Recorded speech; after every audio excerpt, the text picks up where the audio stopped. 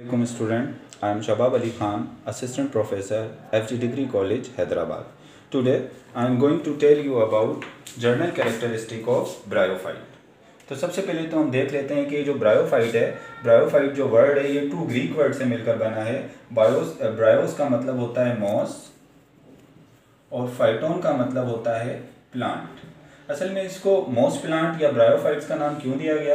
इसको ब्रायोफाइट का नाम इस वजह से दिया गया कि इसका जो मोस्ट फैमिलियर प्लांट है, यानी जिस प्लांट के बारे में हम सबसे ज़्यादा जानते हैं वो कौन सा है, वो प्लांट इसका है मॉस। और मॉस अगर आप देखें तो मॉस इस तरह का नज़र आता है, स्मॉल ग्रास की तरीके से, ये मैट की फॉर्म में जो है वो मॉइस्ट रॉक पर जो है वो फैला हुआ होता है, तो मॉस ऐसा नज़र आता है। तो इस मॉस सबसे ज़्यादा फैमिलियर था, तो इस पूरे के पूरे ग्रुप को क्या नाम दे दिया? मॉसी के नाम पर इस ग्रुप का नाम रख दिया गया, ब्रायोफाइट्स। और लास्ट लेक्चर में मैं आपको बता चुका हूँ कि प्लांट्स को हमने 2 डिवीजन में डिवाइड किया हुआ है on the basis of vascular bundle. ऐसे प्लांट जिनके पास वेस्कुलर बंडल नहीं होता दे आर ब्रायोफाइट, और कौन सी डिवीजन में आ जाते हैं? ब्रायोफाइटा में। और ऐसे प्लांट जिनके पास वेस्कुलर बंडल होता है वो कौन से डिवीजन में आ जाते हैं? ट्रैकियोफाइटा में। तो हम सबसे पहले किसको डिस्कस करेंगे? हम सबसे पहले डिस्कस करेंगे ब्रायोफाइटा को या ब्रायोफाइट्स। तो ब्रायोफाइट्स नॉन वेस्कुलर प्लांट, मतलब दे लैक वेस्कुलर बंडल, इनके पास वेस्कुलर बंडल नहीं होता। अब what is vascular bundle? I told you vascular bundle is nothing but the conducting tissue which are found in tracheophytes plant. These conducting tissues are xylem and phloem. Simple सी बात करें कि plants के पास जो है वो 2 तरह की पाइपलाइंस होती हैं, एक वाटर को कंडक्ट करने के लिए और दूसरी फूड को कंडक्ट करने के लिए। जो फूड को कंडक्ट करने के लिए होती है उसको हम कहते हैं फ्लोएम, और जो वाटर को और मिनरल्स को कंडक्ट करने के लिए होती है वो क्या होती है? Xylem. And these phloem and xylem are collectively called vascular bundle, और इनको मिलाकर हम क्या कहते हैं? इनको मिलाकर हम कहते हैं वेस्कुलर बंडल। अब आप कहोगे कि अगर ब्रायोफाइट्स के अंदर वेस्कुलर बंडल नहीं होते तो फिर इनमें ट्रांसपोर्ट कैसे होती है वाटर और फूड की? तो उसका जवाब ये है कि ब्रायोफाइट का साइज बहुत स्मॉल होता है, तो इतने स्मॉल साइज में फूड और वाटर को कंडक्ट करने के लिए किसी कंडक्टिंग टिश्यू की जरूरत नहीं होती, डिफ्यूजन ही काफी होती है, और डिफ्यूजन सफिशिएंट होती है जिसके जरिए इनकी जो है वो वाटर, मिनरल्स और फूड जो है वो क्या हो जाता है? ट्रांसपोर्ट हो जाता है। इसके बाद दूसरे पॉइंट की तरफ आ जाते हैं। They are the first group of plant to colonize on land, यानी जमीन पर आने वाला जो पहला ग्रुप है प्लांट्स का वो कौन सा है? वो है ब्रायोफाइट्स। यानी हमारी इस अर्थ को, हमारी इस धरती को सबसे पहले जो है क्या कहना चाहिए कि जो प्लांट आकर इस जमीन पर या हमारी इस धरती के ऊपर जो सबसे पहले प्लांट आकर आबाद हुए वो कौन से थे? वो थे ब्रायोफाइट्स। लेकिन एक बात याद है कि फाइट जो है वो सक्सेसफुल लैंड प्लांट नहीं है, क्योंकि ब्रायोफाइट सिर्फ कहां पर पाए जाते हैं? They found in moist and shady places. ये ऐसी जगह पर पाए जाते हैं जहां थोड़ी नमी होती है या थोड़ा क्या होता है? साया होता है। क्योंकि ये जो ब्रायोफाइट इवोल्व हुए हैं वो किससे इवोल्व हुए हैं? ये इवोल्व हुए इनके जो एंसेस्टर थे, इनके एंसेस्टर थे ग्रीन एल्जी। ग्रीन एल्जी इनके एंसेस्टर थे। अब ये भी इनके एंसेस्टर तो पानी में पाए जाते थे, एक्वेटिक थे, लेकिन ये क्या हुए? ये जमीन पर आ गए, लेकिन अपने एंसेस्टर की तरह इनको भी थोड़ा बहुत पानी जो है वो क्या की जरूरत थी, यानी ये पानी से बहुत दूर नहीं रह सकते, ये इसी जगहों पर पाए जाते हैं जहां करीब करीब क्या हो? पानी हो। तो they are poorly adopted on land, found in moist and shady places. अब अगर हम इसकी स्ट्रक्चर की तरफ आ जाते हैं कि ब्रायोफाइट्स के प्लांट की स्ट्रक्चर कैसी होती है, तो उससे पहले मैं आपको बता दूं कि प्लांट्स जो होते हैं उनकी 2 तरह की जनरेशन होती है। एक को हम कहते हैं गैमेटोफाइट जनरेशन और दूसरे को हम क्या कहते हैं? Sporophyte generation. प्लांट हमेशा 2 टाइप की जनरेशन या 2 लाइफ साइकिल में प्लांट के 2 तरह की जनरेशन होती है, एक गैमेटोफाइट और एक स्पोरोफाइट। फॉर एग्जांपल मैं कह देता हूं कि ये प्लांट जो है वो क्या है? ये है गैमेटोफाइट। ये ब्रायोफाइट का कौन सा प्लांट है? ये गैमेटोफाइट प्लांट है या गैमेटोफाइट जनरेशन है। और मैं इसको कह देता हूं कि ये कौन सा वाला प्लांट है? ये प्लांट जो है वो स्पोरोफाइट प्लांट है, या इसको मैं कह रहा हूं ये कौन सी जनरेशन है? ये स्पोरोफाइट जनरेशन है। अब होता क्या है कि गैमेटोफाइट प्लांट गैमेट्स बनाते हैं और उन गैमेट्स के फ्यूज होने से जाइगोट बनता है, और वो जाइगोट आगे चलकर क्या बना लेता है? स्पोरोफाइट। यानी गैमेटोफाइट से क्या बना? स्पोरोफाइट। फिर ये स्पोरोफाइट स्पोर्स प्रोड्यूस करते हैं और इन स्पोर्स से दोबारा कौन सा वाला प्लांट बन जाता है? गैमेटोफाइट प्लांट बन जाता है। और इसी को हम क्या कहते हैं? इसी को हम कहते हैं अल्टरनेशन ऑफ जनरेशन। आगे डिस्कस करूंगा डिटेल में अल्टरनेशन ऑफ जनरेशन को, अभी सिर्फ सिंपल सा बता रहा हूँ, आगे डिटेल में पढ़ना है अल्टरनेशन ऑफ जनरेशन। लेकिन यहाँ मैंने आपको बताया कि प्लांट्स की 2 जनरेशन होती हैं, गैमेटोफाइट और एक स्पोरोफाइट। इसको हम कहते हैं alternation of generation. Alternation of generation plants के अंदर होती है, एनिमल्स के अंदर अल्टरनेशन ऑफ जनरेशन नहीं होती। ये पहले भी बता चुका हूँ, सिर्फ एक फाइलम है सीलेंट्रेटा जिसमें अल्टरनेशन ऑफ जनरेशन होती है। अब जैसे लास्ट टाइम एग्जाम्पल दी थी, ह्यूमन जो होते हैं, ह्यूमन की एक जनरेशन है, इनसे भी ह्यूमन बनेंगे, फिर जो उनकी दूसरी जनरेशन है उनसे भी ह्यूमन बनेंगे।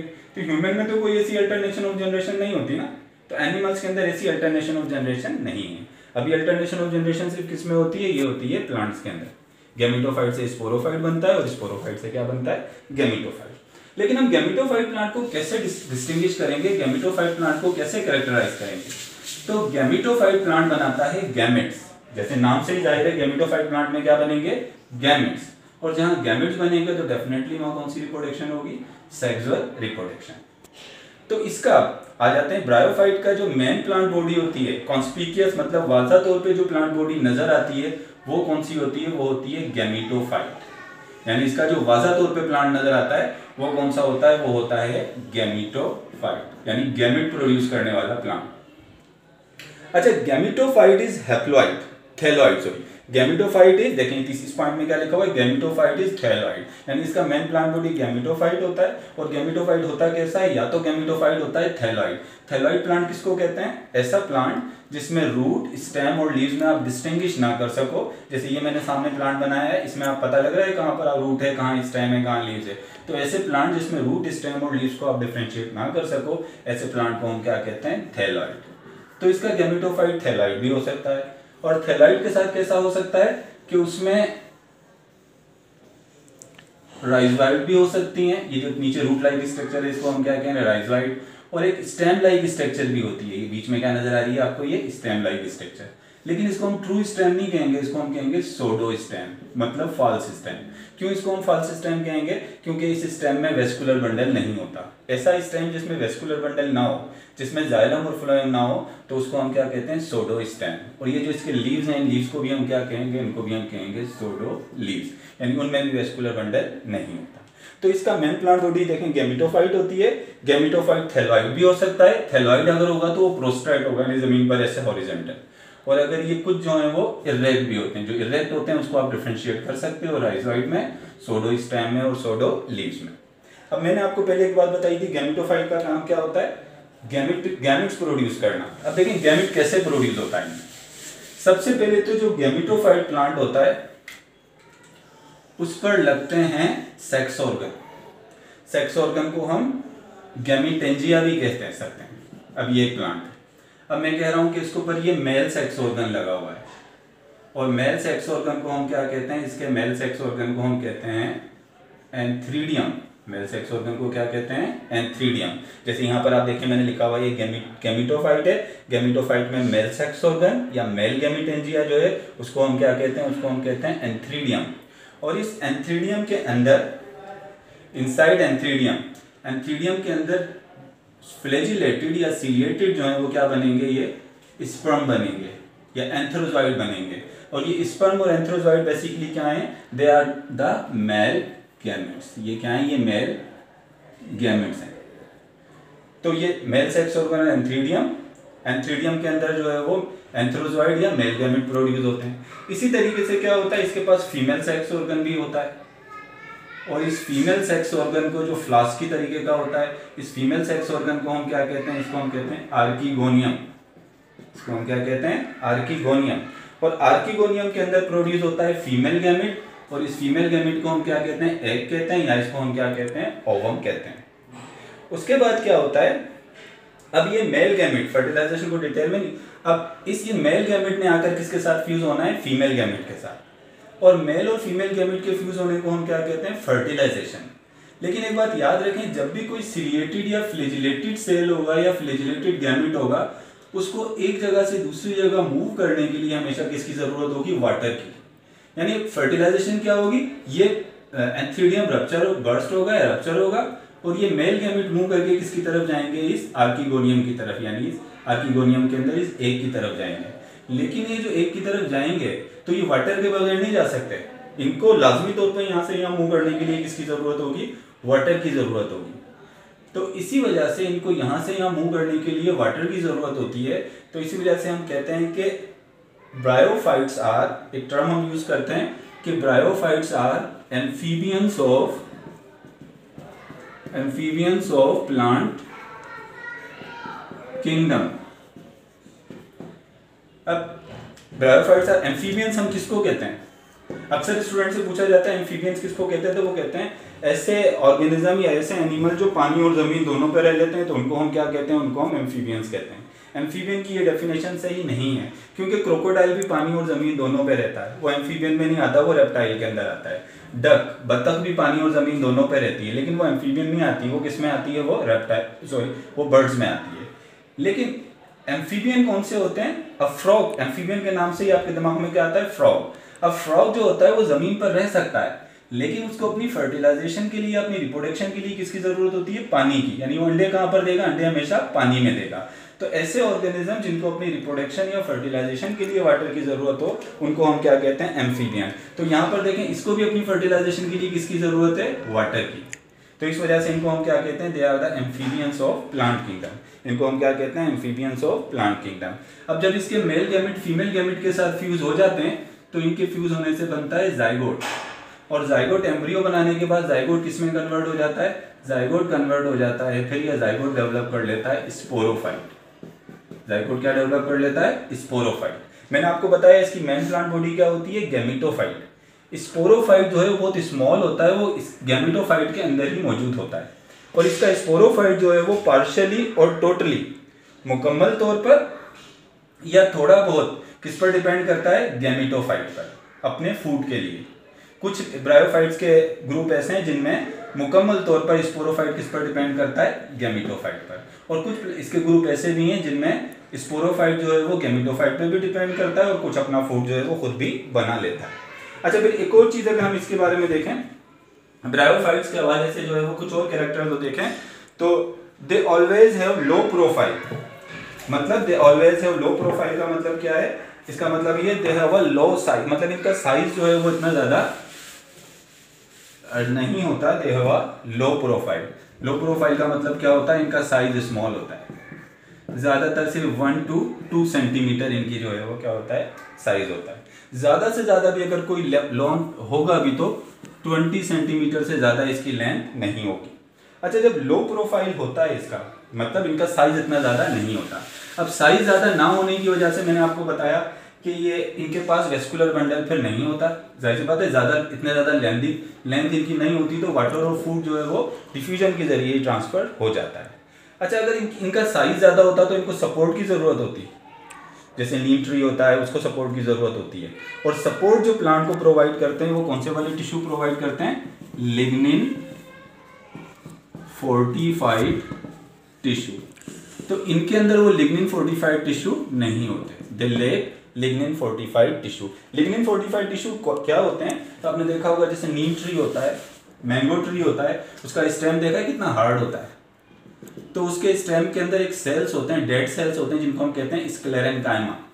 और ये जो स्क्लेरेनकाइमा सेल्स होते हैं, इनकी सेल वॉल के अंदर एक हार्ड मटेरियल जिसको कहते हैं, जो इनकी सेल वॉल को बहुत ज़्यादा हार्ड कर देता है, वो क्या होता है? वो होता है लिग्निन। जबकि ब्रायोफाइट्स के पास ये लिग्निन फोर्टिफाइड टिश्यू मौजूद नहीं होते। अब किसी भी ब्रायोफाइट प्लांट को टच करेंगे तो वो बहुत ज़्यादा सॉफ्ट होगा, क्योंकि उसके पास हार्ड करने वाले या जो वुडी करने वाले टिश्यू, लिग्निन फोर्टिफाइड टिश्यू मौजूद नहीं होते। इसके अलावा अगर हम इसकी बात करें, इसकी आप देखिए, हमारे पास लिग्निन फोर्टिफाइड टिश्यू, जैसे हमारी बोन्स को फोर्टिफाइड कौन करता है? कैल्शियम और फॉस्फोरस। हमारे बोन्स को, हमारे बोन जो है वो भी तो फोर्टिफाइड टिश्यूज हैं, तो उनको जो फोर्टिफाइड करता है वो करता है कैल्शियम और फॉस्फेट। इनको जो प्लांट्स के अंदर जो फोर्टिफाइड करता है वो कौन करता है? लिग्निन करता है, लेकिन इनके पास लिग्निन मौजूद नहीं होता। एक और बात कर लेते हैं कि इनकी जो अल्टरनेशन ऑफ जनरेशन होती है वो कौन सी होती है? They show heteromorphic alternation of generation. अभी मैं आपको थोड़ी देर पहले बता चुका हूं कि अल्टरनेशन ऑफ जनरेशन क्या होती है। मैंने अभी आपको बताया था स्पोरोफाइट प्लांट से गैमेटोफाइट प्लांट बनता है, और गैमेटोफाइट प्लांट से दोबारा क्या बन जाता है? Sporophyte plant. अब देखिए, गैमेटोफाइट प्लांट है, इसने क्या बनाया? ये स्पोरोफाइट प्लांट। देख रहे हैं, स्पोरोफाइट और गैमेटोफाइट दोनों की मॉर्फोलॉजी डिफरेंट है, दोनों की स्ट्रक्चर डिफरेंट है। ऐसी अल्टरनेशन ऑफ जनरेशन जिसमें स्पोरोफाइट और गैमेटोफाइट एक दूसरे से डिफरेंट हो, यानी एक दूसरे की स्ट्रक्चर से रिजेंबल ना करें, ऐसी अल्टरनेशन ऑफ जनरेशन को हम कहते हैं हेटेरोमॉर्फिक अल्टरनेशन ऑफ जनरेशन। आपकी बुक में जितनी भी अल्टरनेशन ऑफ जनरेशन दी हुई हैं वो तमाम हेटेरोमॉर्फिक हैं। सिर्फ अल्वा जो है, एक अलगी है अल्वा, इसकी जो अल्टरनेशन ऑफ जनरेशन दी है वो आइसोमॉर्फिक है, क्योंकि अल्वा में स्पोरोफाइट और गैमेटोफाइट दोनों की मॉर्फोलॉजी क्या होती है, बिल्कुल एक जैसी होती है। क्रोमोसोम नंबर का फर्क होता है लेकिन मॉर्फोलॉजी क्या होती है, एक जैसी होती है। So this was all about the journal characteristics of bryophyte. Examination point of view से अगर इसमें से देखें, रीजनेबल क्वेश्चन आपसे क्या पूछे जा सकते हैं, रीजनेबल क्वेश्चन पूछे जा सकते हैं। रिलेटेड जो क्वेश्चन है वो आपसे पूछा जा सकता है, why bryophytes are called amphibians of plant kingdom. इनको एम्फीबियंस ऑफ प्लांट किंगडम क्यों कहा जाता है, एक तो ये क्वेश्चन आपसे पूछा जा सकता है, इसका जवाब मैं आपको बता चुका हूं। इसमें आपसे ये भी क्वेश्चन किया जा सकता है, why bryophyte lack fortified tissue. Bryophyte के पास फोर्टिफाइड टिश्यू क्यों नहीं होते, क्योंकि ये बहुत स्मॉल साइज के होते हैं, ये बहुत स्मॉल साइज के होते हैं, तो इनको सपोर्ट की इतनी ज़्यादा ज़रूरत नहीं होती, तो इस वजह से लिग्निन फोर्टिफाइड टिश्यू इनमें मौजूद नहीं होते। आपको ये भी पूछा जा सकता है, why bryophytes are called non vascular plant. तो आप उसमें बताएंगे इनको क्यों नॉन वेस्कुलर प्लांट कहते हैं, क्योंकि इसके पास वेस्कुलर बंडल नहीं होता। नेक्स्ट टाइम एक नए लेक्चर के साथ जो है वो फिर मैं आपको हम जो है वो दोबारा शेयर करेंगे, एक नया लेक्चर आपके साथ। Okay, thank you.